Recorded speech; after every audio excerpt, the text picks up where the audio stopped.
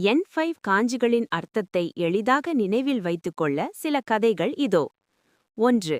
எண்கள் மற்றும் அளவீடுகள். 1. இச்சி 1. ஒரு விரலை அல்லது ஒரு கோட்டை குறிக்கிறது. 2. நீ 2. 2 விரல்கள் அல்லது 2 கோடுகள். 3. சான் 3. 3 விரல்கள் அல்லது 3 கோடுகள். 4. ஷீ 4. ஒரு வாய் க்கு உள்ளே 2 கால்கள் இருப்பது போல கற்பனை செய்யுங்கள். 4 கால்கள் கொண்ட விலங்கு வாயை திறப்பது போல. 5. கோ 5. ஒருவர் நாற்காலியில் அமர்ந்து 5 விரல்களை காட்டுவது போன்ற வடிவம். 6. ரொக்கு 6. ஒரு மனிதன் கைகளை விரித்து கால்களை அகற்றி நிற்பது போன்ற வடிவம். தலை, உடல், இரு கை, இரு கால் என மொத்தம் 6 உறுப்புகள். 7. ஷிச்சி 7. தலைகீழாக போட்ட 7 எண் போன்ற வடிவம். 8. ஹச்சி 8. ஒரு மலையின் அடிப்பகுதி விரிந்து இருப்பது போன்ற வடிவம். 8 போடும்போது விரிவது போல. 9. கியூ 9.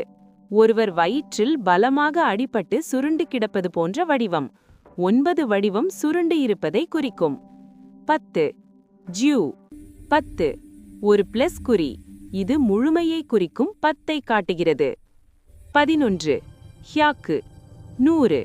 சூரியனுக்கு கீழே ஒரு மனிதன் 100 நாட்கள் தவம் செய்வது போல. 12. சென் 1000. 10 என்ற எண்ணின் மேல் ஒரு சாய்ந்த கோடு.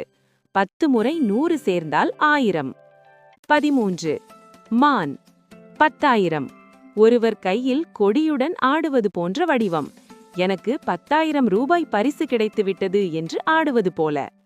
14. என் என். ஒரு பெட்டிக்குள் ஒரு மேசை இருப்பது போன்ற வடிவம். இது ஜப்பானிய நாணயமான யென்னை குறிக்கிறது.